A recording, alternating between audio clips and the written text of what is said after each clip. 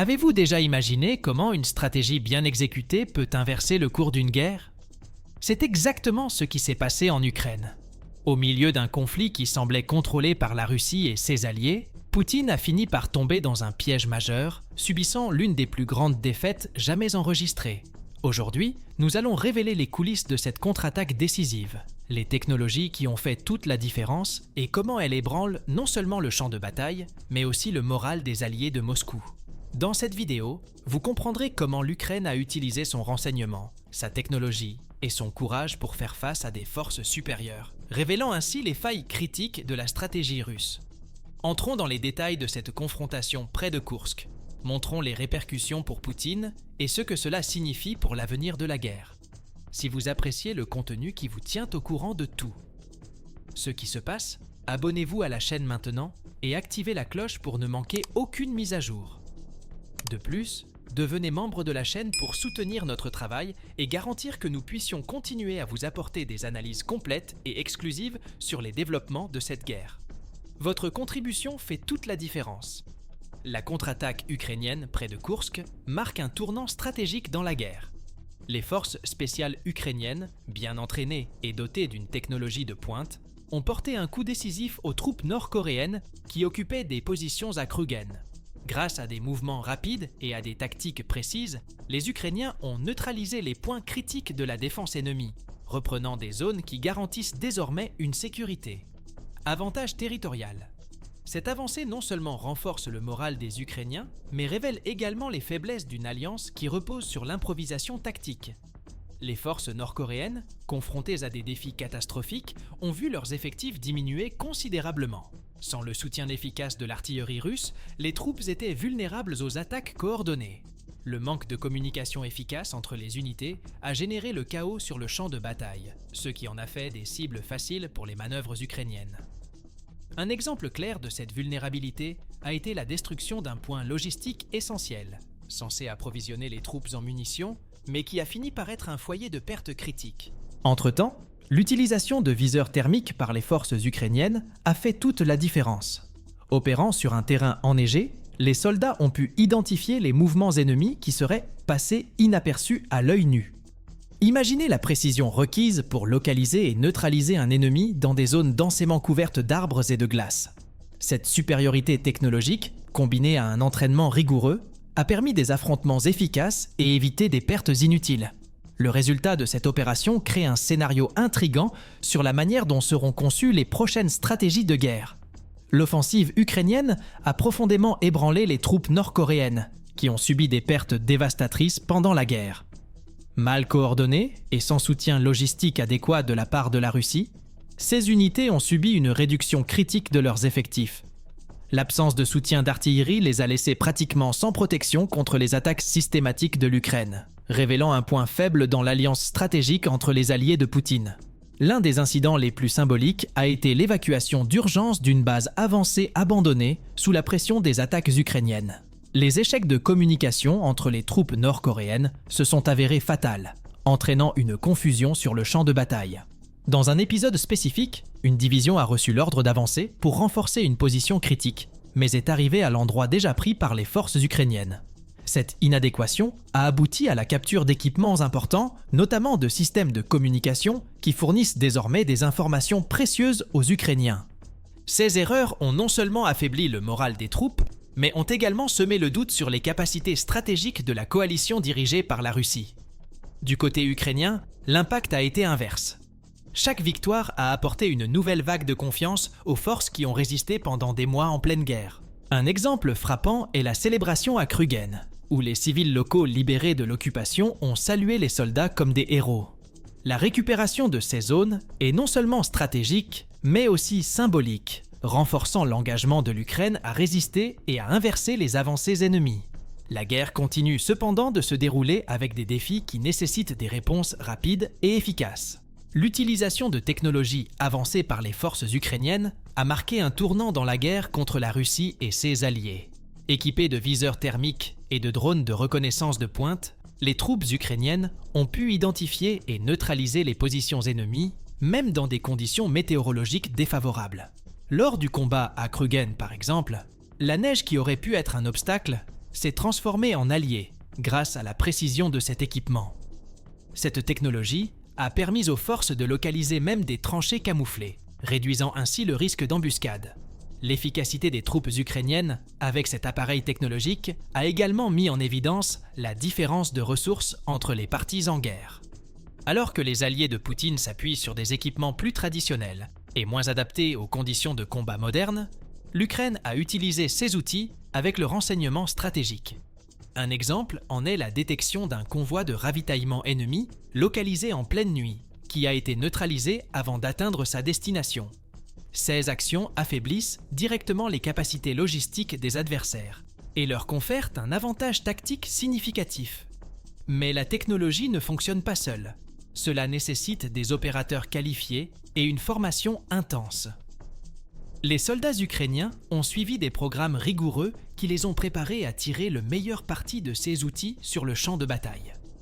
Ces capacités avancées protègent non seulement les troupes, mais sauvent également des vies en permettant de prendre des décisions critiques avec plus de précision et de rapidité. Alors que la Russie et ses alliés ont du mal à suivre ce rythme, l'Ukraine continue de se démarquer dans une guerre de plus en plus technologique. Le terrain boisé de Krugen a ajouté une difficulté supplémentaire à la confrontation entre les forces ukrainiennes et nord-coréennes, sous influence russe. Les arbres denses et la visibilité réduite ont rendu chaque étape stratégique et calculée. Cependant, les forces ukrainiennes ont fait preuve d'une capacité d'adaptation remarquable, en employant une planification méticuleuse pour éviter les risques d'embuscade.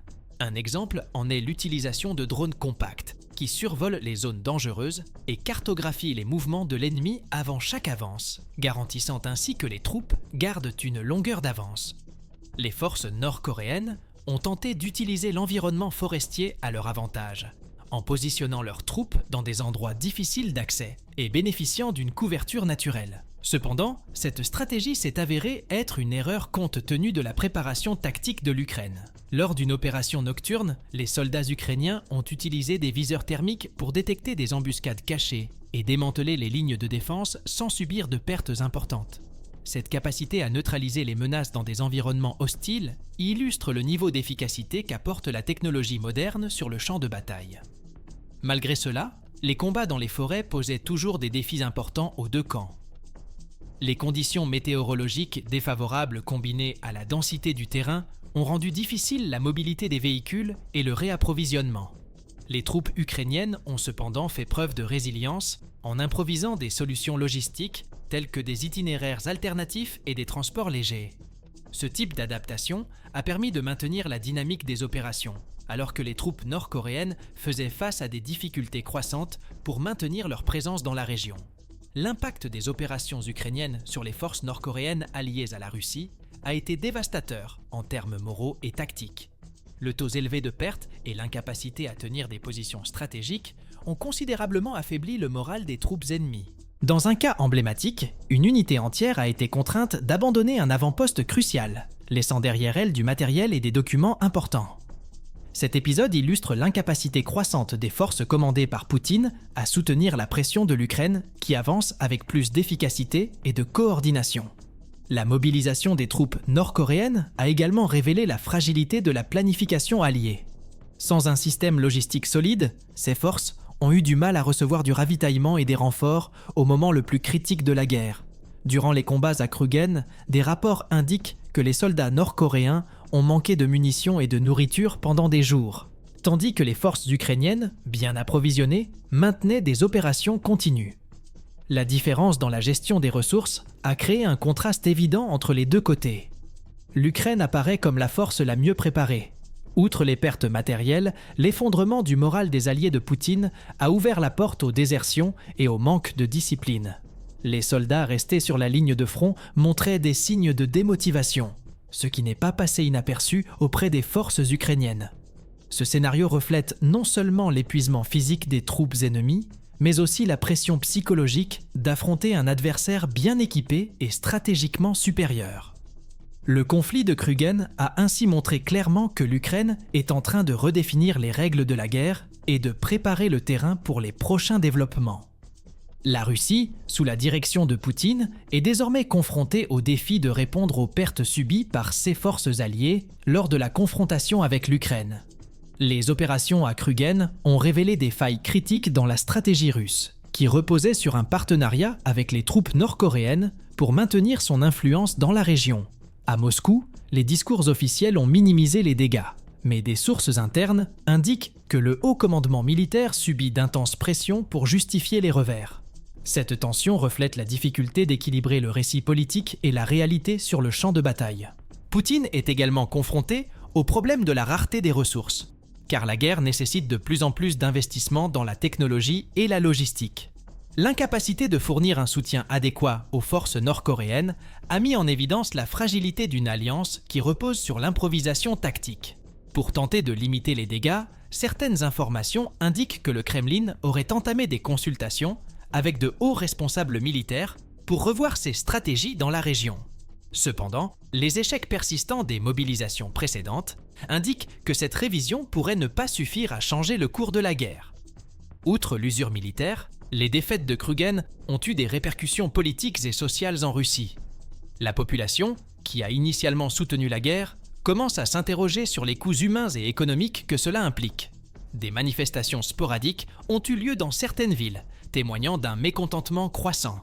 Ce changement de position publique menace non seulement la stabilité interne, mais place également Poutine dans une position délicate, avec un besoin urgent d'obtenir des résultats sous peine de perdre le contrôle du discours. Les événements de Kruguen ont non seulement marqué un tournant dans la guerre, mais ont également mis en lumière des questions stratégiques cruciales pour l'avenir du conflit. L'Ukraine a démontré qu'avec la planification, la technologie et la coordination, il est possible de surmonter l'adversité et de déstabiliser les alliances formées sous la direction de Poutine. Cette victoire symbolise un dangereux précédent pour la Russie, qui doit désormais repenser son approche dans un scénario où ses alliés présentent des vulnérabilités évidentes. L'impact de ces événements pourrait façonner les prochains mouvements sur la scène géopolitique. Pendant ce temps, l'équilibre des pouvoirs dans la région est en train de se transformer. La défaite des forces nord-coréennes affaiblit la capacité de la Russie à poursuivre ses opérations pendant la guerre, ouvrant ainsi la voie à l'Ukraine pour explorer de nouvelles opportunités stratégiques. Les experts soulignent que si les progrès ukrainiens se poursuivent à ce rythme, la pression sur Moscou pourrait atteindre des niveaux insoutenables.